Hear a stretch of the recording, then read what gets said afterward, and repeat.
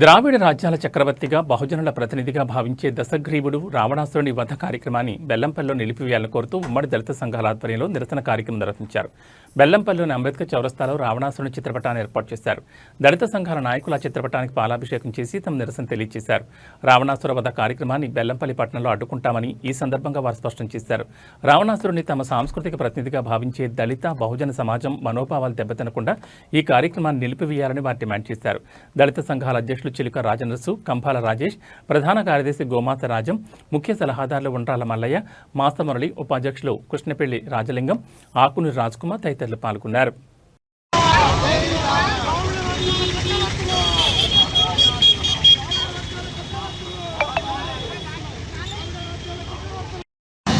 ఏదైతే బెల్లంపల్లిలో రావణదనం వద్దు అని చెప్పేసి తెలంగాణ దళిత సంఘాల ఉమ్మడి దళిత సంఘాల ఐక్యవేదిక ఆధ్వర్యంలో పిలుపునివ్వడం జరిగింది. వాళ్ళు ప్రతిచర్యగా భూమి పూజ కూడా చేసినారు. కానీ మేము ఏదైతే ద్రావిడ రాజ్యాల చక్రవర్తి బహుజన రాజ్యాల చక్రవర్తి రావణుడు దహనం చేయొద్దని చెప్పేసి 2016లో కూడా ఇదే దళిత సంఘాల వేదిక నుంచి పిలుపుడం జరిగింది. అప్పుడు ఖచ్చితంగా ఆ యొక్క విగ్రహాన్ని కాల్చే పద్ధతిని విరమించుకున్నారు. మళ్ళీ హిందూ ఉత్సవ కమిటీ అని బీజేపీ, ఆర్ఎస్ఎస్ ఇవాళ హిందూ ఉత్సవ కమిటీ వాళ్ళు ఇవాళ ఒక పేరుతో ముందుకొచ్చి ఇవాళ బొమ్మలు కాల్చే పద్ధతిని మళ్ళీ బెల్లంపల్లిలో తీసుకొచ్చే ప్రయత్నం చేస్తూ ఉన్నారు. చర్యకు ప్రతిచర్య అనే విధంగా ఇవాళ వాళ్ళు ప్రవర్తించేదాన్ని మేము వ్యతిరేకిస్తున్నాం. ఏదైతే రావణాసురుడు రావణ బ్రహ్మ అని అంటున్నారు, మేమంటున్నాము మా రావణ బ్రహ్మ మా దళితుడే అని చెప్పేసి, దళిత రాజ్యాల చక్రవర్తి అని చెప్పేసి ఇలా మేము చెప్తున్నాము. ఈ రావణ దహనాన్ని ఆపకపోతే దళిత సంఘాల ఆధ్వర్యంలో ఖచ్చితంగా అడ్డుకుంటామని చెప్పి పిలుపునిచ్చినాం. ఇలా బెల్లంపల్లి పట్టణం నుంచే కాదు, నియోజకవర్గంలో ఉన్న దళితులందరం కూడా ఏకం చేసి ఖచ్చితంగా ఈ రావణ దహనం అడ్డుకుంటామని చెప్తున్నాం. ఇలా దళిత సంఘాల ఆధ్వర్యంలో ఇదే రావణ బ్రహ్మకు, రావణాసురునికి ఇలా పాలాభిషేకం చేయడం జరిగింది. మేము దశల వారీగా కార్యక్రమాలు చేస్తూనే ఉంటాము. ఈ రావణ దహనం ఆపేంత వరకు కూడా రాజీ లేని పోరాటమే చేస్తామని, శాంతియుతంగా మా పోరాటం చేసి మా హక్కులు కాపాడుకుంటామని తెలియజేసుకుంటూ జై రావణ, జై జై రావణ, జై జై రావణ.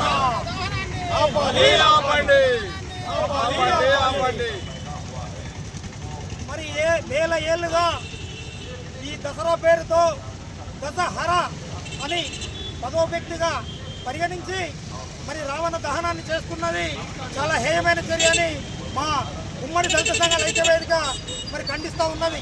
ముఖ్యంగా ఏదైతే ఈ దసరా ఉన్నదో దసరాను పురస్కరించుకొని మరి జరుగుతున్న ఈ మారణకాండను ఆపాలని, లేనట్లయితే మరి జరగబోయే పరిణామాలకు ఈ ఏదైతే ఉత్సవ కమిటీ ఉందో ఆ ఉత్సవ కమిటీ తీవ్ర బాధ్యతలు వహిస్తుందని ఈ సందర్భంగా తెలియజేస్తూ ఉన్నాం. ముఖ్యంగా మంచి పైన చెడు పైన మంచి మరి విజయం సాధించిందని, మరి ఆ విజయానికి సూచికగా మరి రావణ దహనాన్ని చేస్తున్నామని పదే పదే చెప్తున్న హిందూ వాయిక ఏదైతే గ్రూపులు ఉన్నాయో ఈ మతవాద గ్రూపులకు నేను సూటిగా ప్రశ్నిస్తున్నా. ఈరోజు వేల సంవత్సరాల క్రితం మరి తప్పు చేస్తుందనే నెపంతో సంపేషన్లు అయిపోయింది. మరి దాన్ని తరతరాలుగా కొనసాగించడం ఎంతవరకు సమంజసమని ఈ సందర్భంగా అడుగుతా ఉన్నాం. మరి సీతను అపహరించడమే మరి రావణుడు చేసిన తప్పుగా భావించి మరి అతన్ని సర్వనాశనం చేసి అతన్ని చంపేసి అతని లంకను కూడా మొత్తం భూస్థాపితం చేసి మరి మీరు ఇంత కఠినాతి కఠినంగా మీరు వివరిస్తున్నట్లయితే మరి శ్రీరాముడు మాతృస్వామ్య వ్యవస్థలో ఉన్న తాటకిని హతమార్చిండు, మరి చెట్టు చాటున ఉండి వాలిని చంపిండు, మరి స్నానం చేస్తున్న శంభూకుని చంపిండు. మరి అదే సందర్భమే కాకుండా ఎవరైతే రావణాసురుడు అపహరించిన సీత మహాసాధ్వి మహాతల్లి సీతను మరి ఆ లంకలో ఉంచుకొని అతను ఆడవాళ్ళకి ఇచ్చే గౌరవాన్ని ఇస్తూ మరి అదే ఆడవాళ్ళతోటి సెక్యూరిటీ పెట్టి మరి కాపలా కాసిన రావణుణ్ణి మరి దోషిగా చిత్రీకరిస్తున్నాడు. మరి ఆ నుండి వచ్చిన సీతను మరి శీల పరీక్ష పెట్టి అగ్ని ప్రవేశం చేయించిన మరి రాముడు ఎంత గొప్పవాడో మరి ఒక్కసారి సమాజం ఆలోచించాలని ఈ సందర్భంగా తెలియజేస్తా ఉన్నాను. మరి ఆ రోజు అగ్ని ప్రవేశం చేసిన సీత కూడా మరి సీత అగ్ని పునీత సీతగా మహాసాధ్విగా మహాతల్లిగా మరి బయటకు వచ్చిన సందర్భాన్ని మనం ఇతిహాసాలలో పురాణాలలో చూస్తా ఉన్నాం. ఆయన కూడా ఎవరో కానామకుడు మరి సీత ప్రతిభత ఎట్లా అయిద్దంటే నిన్ను గర్భిణిని కూడా చూడకుండా మరి వనవాసాలకు పంపిన మరి ఒక రాముడు మరి ఎంత గొప్పవాడో మీరు ఒక్కసారి ఆలోచించాలని ఈ యావత్ సమాజాన్ని నేను కోరుతా ఉన్నాను. నిన్న మొన్న ఒక ఇద్దరు ముగ్గురు తెలివి తక్కువలు మరి మాట్లాడుతూ ఉన్నారు.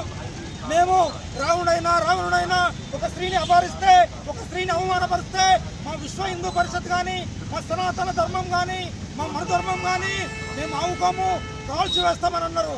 మరి ఇదే సనాతన ధర్మం వాళ్ళకు ఇదే మన ధర్మ శాస్త్రంలో అవలంబిస్తున్న హిందూ మతవాదులను నేను సూటిగా ప్రశ్నిస్తున్నా. మరి బిడ్డలారా, మీరు మరి దిశ చేసినప్పుడు మీరు ఎక్కడున్నారు? ఢిల్లీలో నిర్భయను నిర్దాక్షిణ్యంగా రేప్ చేసినప్పుడు మీరు ఎక్కడ పడుతున్నారు? అదే కాకుండా టేకు లక్ష్మిని ఆశవికంగా మానభంగం చేసి చంపివేసినప్పుడు మీరు ఎక్కడ పడుకున్నారు? మరి వాళ్ళు స్త్రీలు కాదా? అంతెందుకు మొన్నటికి మొన్న మరి 4 సంవత్సరాల పసిపాపను చూడకుండా పెద్దపల్లి జిల్లాలో శాస్త్రను మరి క్రూరంగా మరి హత్య చేసి చంపినప్పుడు మీ హిందూ సంస్థలు, మీ మతవాదులు, మీ మనువాదులు, మీ ఏదైతే సనాతన ధర్మం మీకు గుర్తుకు రాలేదా అని నేను అడుగుతా ఉన్నా. ఈ సందర్భంగా నేను చెప్తా ఉన్నా, ఒక్కసారి మరి శూర్పణఖ తాన మోహించిందని మరి మోహించిన ఆమెను కాదనాలే, లేకపోతే పక్కకు పెట్టాలి. ముక్కు చెవులకు వస్తే మరి దానికి ప్రతీకారంగానే సీతను అపహరించడం తప్ప ఆమె మీద చెడు దోషం లేదనే విషయాన్ని మరి గుర్తుంచుకోవాలని సందర్భంగా తెలియజేస్తా ఉన్నాం. అయితే ఇక్కడ జరిపే హిందూ మతవాదులు ఎవరైతే ఉన్నారో వీళ్ళందరూ కూడా మేము హెచ్చరిక చేస్తా ఉన్నాం. ఖబర్దార్ బిడ్డలారా, మీకు దసరాకు అసలు రావణాసురునికి ఏం సంబంధం? మరి దసరాకును మహిషాసురునికి సంబంధం ఉన్నది. అది ఏది?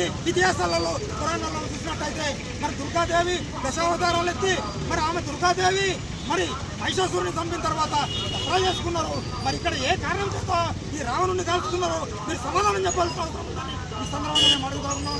ఈ ఏదైతే ఈ రావణ దహనాన్ని తక్షణమే నిలిపేయని పక్షంలో మరి మా ఏవైతే దళిత సంఘాలు ఉన్నాయో బెల్లంపల్లి ఉన్నాయో కాకుండా యావత్ నియోజకవర్గంలోని జిల్లాలోని దళిత సంఘాలను ఏకం చేసి మరి మీరు చేసే ప్రతి చర్యలను కూడా మీరు మరి చూస్తూ ఉండాల్సిన పరిస్థితి ఏర్పడుతుందని మేము హెచ్చరిస్తూ ఉన్నాం. ఇంకొక విషయం ఏంటంటే, ఒకవేళ మీరు దీన్ని చేసినట్టయితే జరగబోయే పరిణామాలు చాలా తీవ్రంగా ఉంటాయని హెచ్చరిస్తున్నాం. జరగబోయే పరిణామాలకు మీరే బాధ్యత వహించాలని మా దళిత సంఘాల ఐక్యవేదిక హెచ్చరిస్తూ ఉన్నాం.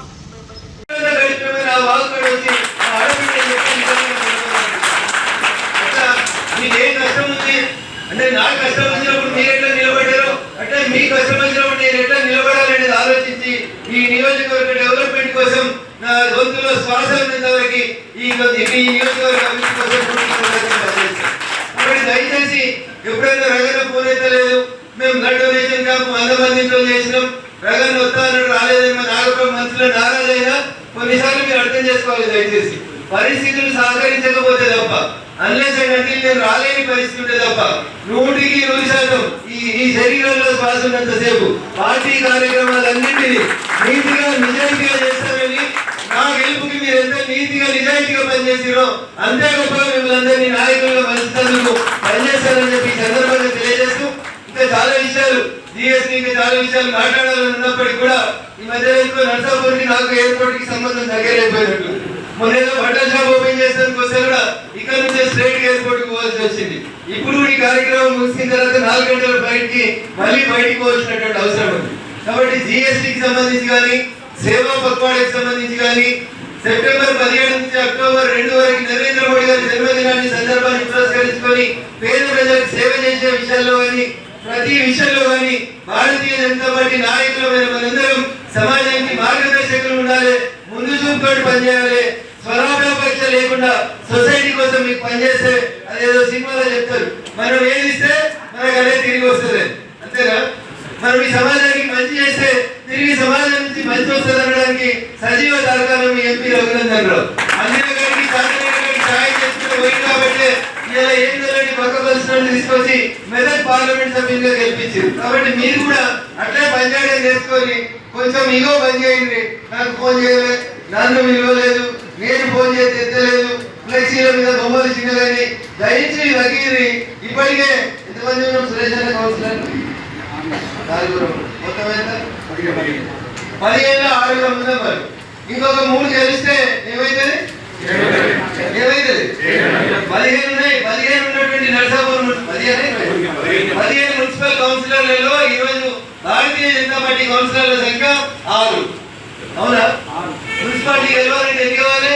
8 కావాలి. ఇంకెన్ని కావాలి? ఇంకా 2 కావాలి. అంతే కదా? ఊరందరూ ఒక దిక్కు అయినా మనం 8 గెలిచినామనుకో మున్సిపల్ చైర్మన్ ఎవరైతారు? ఒకటి చైర్మన్ అయితే, ఒకటి వైస్ చైర్మన్ అయితే, ఇంకోటి విప్ అవుతాం. 8 గెలిస్తే 3కి పదవులు వస్తాయి. సీనియర్లు ఎవరు ఉన్నారో వాళ్ళందరికీ పదవులు ఇస్తాం. జూనియర్లు వచ్చిన వాళ్ళని మళ్ళీ సరికి లీడర్లు తయారు చేస్తాం. అంతేనా? మా కౌన్సిలర్ కుచేష్ యాదవ్ ఒకడు కొంచెం మంచిగా ఉన్నాడు, అందరూ సురేష్ పక్కన ఉన్నాడు. కానీ సురేష్ ని కుచేష్ రోడ్డు కలుపుకొని మా కుచేష్ ముంగడికి నడపాలి, నడుస్తాడు. అందరూ కూడా గట్టి ఉన్నారు మా కౌన్సిలర్లు అంతా. అదే స్పిరిట్ తోటి కొట్లాడు. బరాబర్ మళ్ళీ గెలుస్తారు మీరు, మనము గెలుస్తాం. నరసాపూర్ మున్సిపాలిటీ మీద ఇంత పెద్ద ఆఫీస్ పెట్టుకొని కూడా మీరు చైర్మన్ కాలేకపోతే నాకు అవమానం. ఎవరికి ఇలా స్టేజ్ మీద వస్తున్న అందరికీ, ఈ వేదికలు పంచుకున్నటువంటి కౌన్సిలర్లు అందరికీ. అందుకని గట్టి మీదే, నెత్తి కూడా మీదే. పక్కన నెత్తి నడుస్తారా, మీరు నడుపుకుంటారా, మీ ఇష్టం. అందుకని దయచేసి బాగా పనిచేయాలని చెప్పి ఈ సందర్భంగా వేడుకుంటూ, అవకాశం ఇచ్చిన వేదికకు, వేదిక మీద ఉన్న పెద్దలందరికీ, వేదిక ముందు ఉన్నటువంటి మా ఆత్మీయ కుటుంబ సభ్యులందరికీ మరొకసారి దేవి శరణవరాత్రి ఉత్సవాల సందర్భంగా శుభాకాంక్షలు, అభినందనలు తెలియజేస్తూ, వేరే ప్రోగ్రాంలకి 1-2 కార్యక్రమాలకు రమ్మని ఆహ్వానిస్తా ఉన్నారు. కానీ సమయం తక్కువ ఉంది కాబట్టి దయించి